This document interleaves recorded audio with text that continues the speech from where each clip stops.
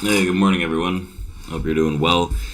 It is Monday, December 9th here as we get going. We don't have too much time left for the end of the year right now. We've got about 2 full weeks pretty much, and then the year is going to be over. So December has been so far one of the slowest months, right, we've seen throughout the year. Right now we have volatility figures extremely low. Markets are pulling back temporarily right now. We do have some data this week, but overall, markets over the past week, we saw that the S&P and the Nasdaq continuously hit new all-time highs on some of the crappiest volume and some of the weakest breadth that we have seen. We've seen that the S&P, the SPY sectors, about like 2 to 3, maybe even 4 sometimes out of the 11 were green on a day-to-day basis last week, while the remainder of those 11 were all red as the market continued to tout, like slowly but surely, some new all-time highs. So there is some frothiness, there's some internal factors in the market that do look a little overextended right now. There are many traders that have continuously tried to call this top, especially throughout last week, and most likely have been burnt. If they still have capital, they'll continue to try that press this week and exclaim their craziest victories when the market eventually does pull back 1 to 2%. But I think overall we're in a seasonal projection right now where the market's slow grind to the upside is more so expected than any more significant larger declines. And then I think that those declines might be posted for next year. So we have this week the CPI data that comes out for November. This is the consumer price index that hits on Wednesday. It's an inflation reading. It's inflation data just a week before the FOMC's final meeting of the year of 2024. And economists expect that the headline and core CPI, which excludes food and energy, rose 0.3% last month. And in addition, the headline producer price index, which is due Thursday, rose 0.3%, and the core PPI up 0.2%. So last week's November payrolls was a Goldilocks number for those hoping that for a December rate cut, but not enough to derail the Fed's easing path, and the odds of a quarter point rose to 86%. So among the big names that are reporting earnings this week, Oracle, Adobe, Broadcom, Costco, Toll Brothers, and Ciena. We also have that the Goldman Sachs U.S. Financial Services Conference starts on Tuesday, and the Barclays 22nd Annual Global Technology Conference begins on Wednesday. So it seems like this week isn't necessarily too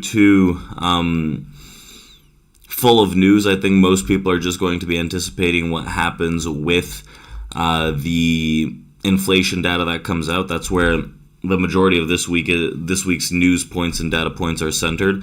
There are some earnings that come out this week, like I had mentioned, but nothing too crazy realistically in terms of news that we have to keep our eyes on overall as we're going into, I guess, one of the final full weeks of trading that we have this year.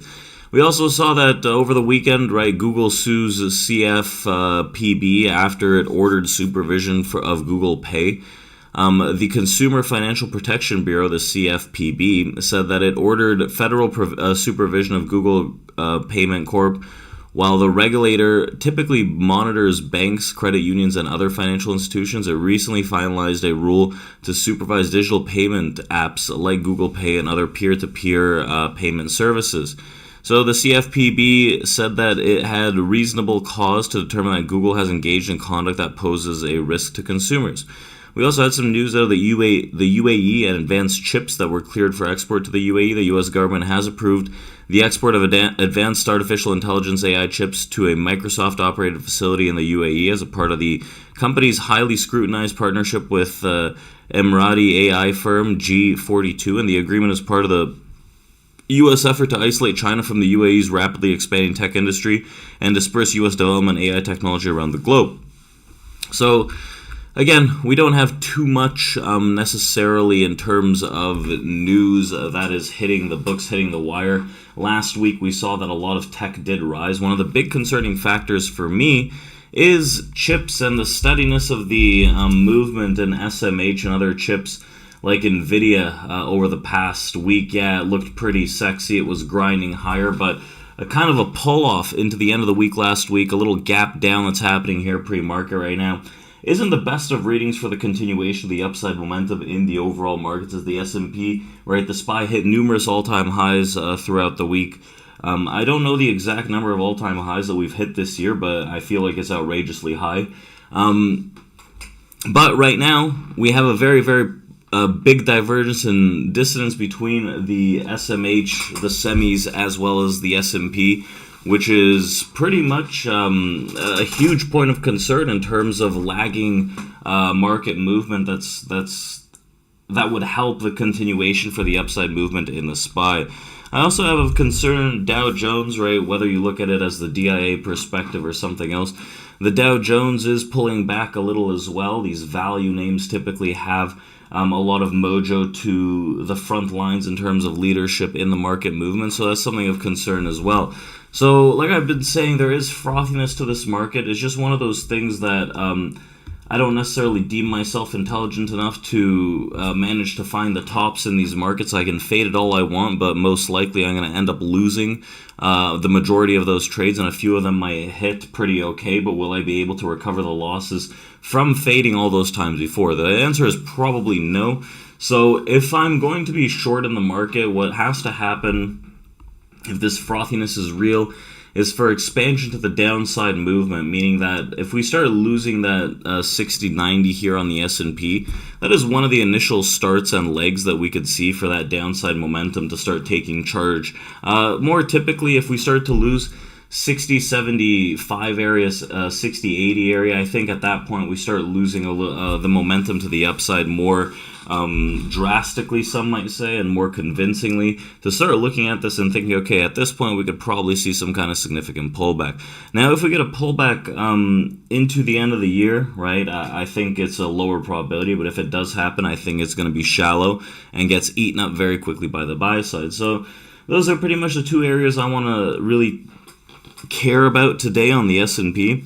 If we can't make a move above 61.05, right, to start things off pretty aggressively, if there's going to be any bull rampage, then at that point we can look at this and think, okay, you know what, there might be a little more slack in this market for better buy side to come in at lower prices. So that's what I'll be looking at.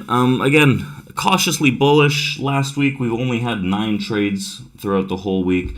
This week I don't really want to overextend that figure by a lot. So slow and steady is going to give you more opportunity and understanding of where this market actually wants to trade. And remember, take that into consideration because next week we have the final Fed meeting of the year. We have a lot of final data points. And next week, if I'm to understand correctly, is the final full week of the year. So hope everyone has a great trading day. Keep that in mind. We'll open up our live trading room. I'll see you guys later, and we'll do this again tomorrow. So happy trading. Great start to the week. Slow and steady. Don't lose your ass, and I'll see you.